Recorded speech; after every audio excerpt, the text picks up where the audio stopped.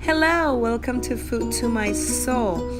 Today's dish is going to be sancocho, the most wonderful soup you're gonna find. I guarantee it is just awesome. So, in a hot pan with some oil, I'm gonna throw in the meat. You can season it any way you want, whether it's salt and pepper, whether it's some other stuff. It doesn't really matter. It's a matter of preference of what you want to season your meat with. I have here bones for chicken, beef, and pork. I also added some of the meat as well, just to get some bite into the soup. Sancocho is a dish that everybody loves in Dominican Republic. It's a dish that we usually do in all the family gathering events. It's the cheapest and also the one that people love the most. With the smallest shredder you have, shred your plantains. You want to shred them to the point that they look like a paste, like you're going to see here in the video. That's the consistency we're looking for. We are going to form balls with this to put into the soup, to something we call bollitos. Yes, time to put the stock in here. You can use any stock you want. You can use beef stock or chicken stock. I will recommend you to do water and a couple, maybe 2 or 3 chicken bouillon cubes. The reason why I tell you to do this is because we're going to put so many components here in this soup that are going to absorb that flavor, that you want your soup to be charged with beautiful flavors.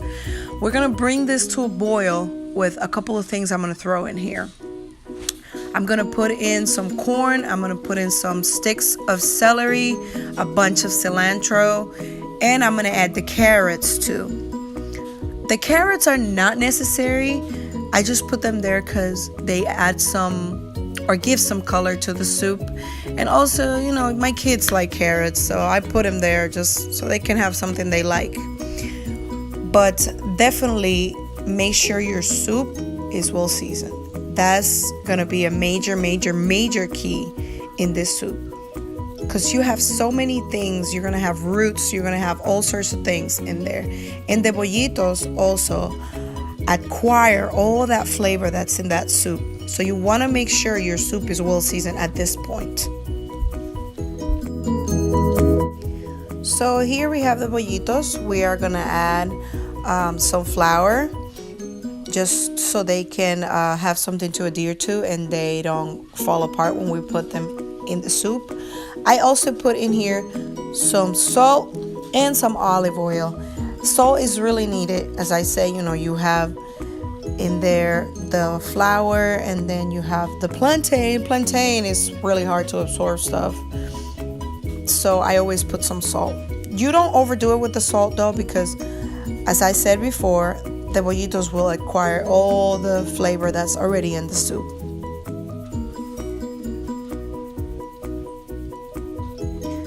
So once you get your batter into a consistency where it doesn't stick to your hands, then you're gonna form oval shaped balls. It doesn't have to be oval, you can do it round, it doesn't really matter, but you just form them really good, and make sure you pack them really good when you are forming them. Make sure you pack them really good, because that's gonna be really good and they're not gonna fall apart, or they're not gonna feel weird when you eat them. They're just gonna be a solid piece of wonderful deliciousness going on in there.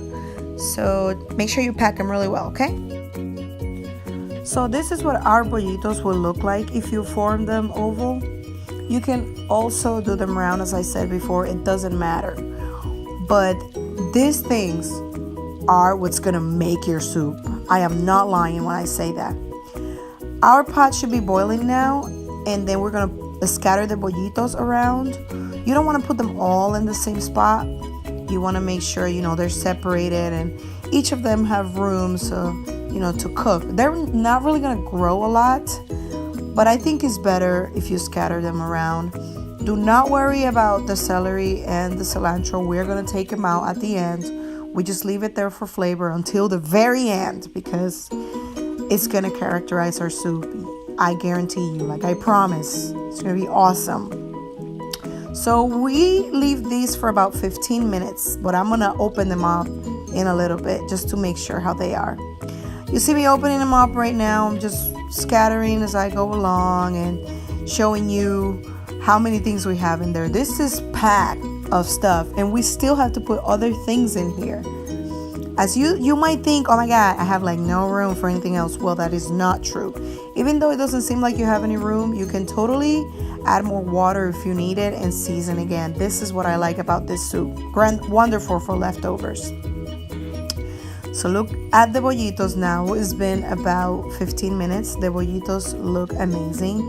I will still leave them for a little bit more than 15 minutes. But look how everything looks so far. It's wonderful. We are going to add to this some green bananas. They're called guineitos. Green bananas. We're going to add some yuca. You can get that in the frozen section if you don't know what it looks like. And you can totally get malanga. Malanga is something you can find in the Hispanic stores like International Foods or Compare Foods. And those three ingredients right there are a major key for this soup. So make sure you don't leave them out. After a while, look at the soup. I added more water, I adjusted the seasonings, and now all the stuff are ready. Look at that soup. That soup is wonderful for sick people or for a party. Let me tell you, it's amazing. It's wonderful. I hope you guys enjoyed this video. This is what it looks like. We usually accompany the soup with rice, so that's why I put the rice on the side. But this soup on its own is also wonderful. Thank you for watching and subscribe for more videos. Thanks.